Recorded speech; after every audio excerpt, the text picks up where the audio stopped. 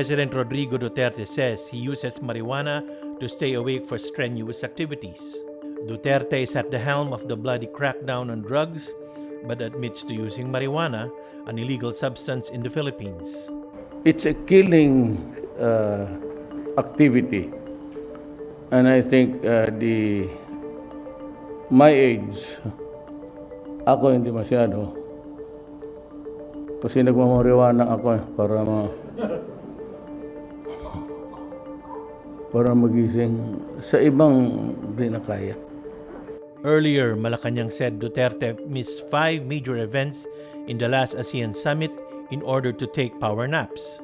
You know, we start at 8:30 in the morning and we end up almost 10, 11.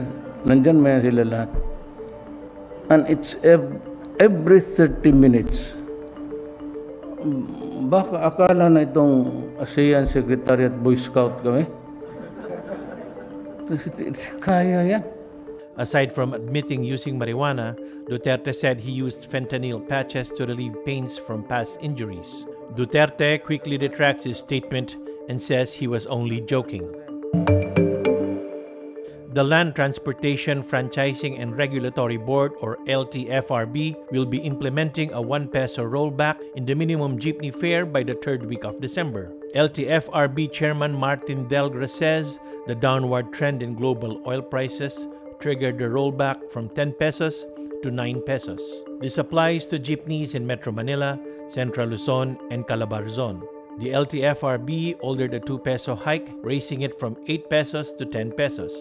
This took effect in November despite appeals for a suspension. Key figures in the opposition slammed the warrant of arrest issued against Rappler CEO Maria Ressa for alleged tax code violation, saying the government is using the law to oppress its critics.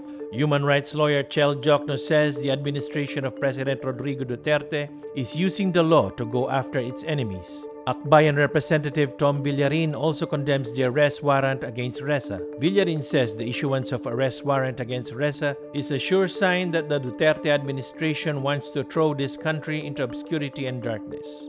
Ressa posted a 60,000 peso bail Monday morning after the court found probable cause that RHC, the holding company of Rappler Incorporated, supposedly failed to supply correct information in its value-added tax return for the second quarter of 2015.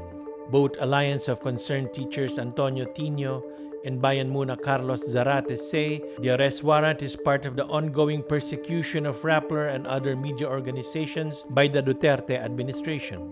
Zarate adds that this is another case of the government attempting to weaken democratic institutions. Carlos Conde of Human Rights Watch also tags the arrest warrant against Ressa as politically motivated and part of the Duterte administration's campaign to harass, threaten, and intimidate critics.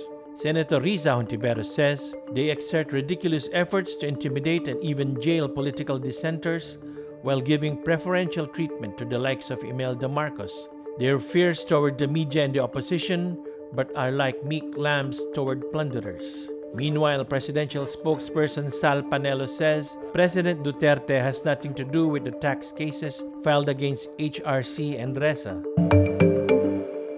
Senator Dick Gordon says former Philippine Drug Enforcement Agency Deputy Chief Ismael Fajardo and dismissed Police Colonel Eduardo Acierto are missing.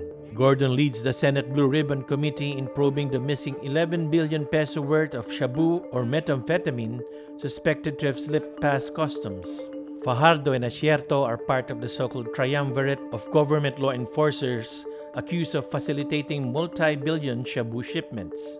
Acierto is accused of being behind 2 giant shabu shipments, the 2.4 billion shabu found inside abandoned magnetic lifters this year and 11 million peso missing shabu in 2017. The third member is Bureau of Customs former intelligence officer Jimmy Guban, who has been admitted as a state witness. Guban accuses Fajardo of having advanced knowledge of the 2.4 billion peso shabu shipment. With no criminal cases filed against them, whole departure orders could not be issued against Fajardo and Acierto.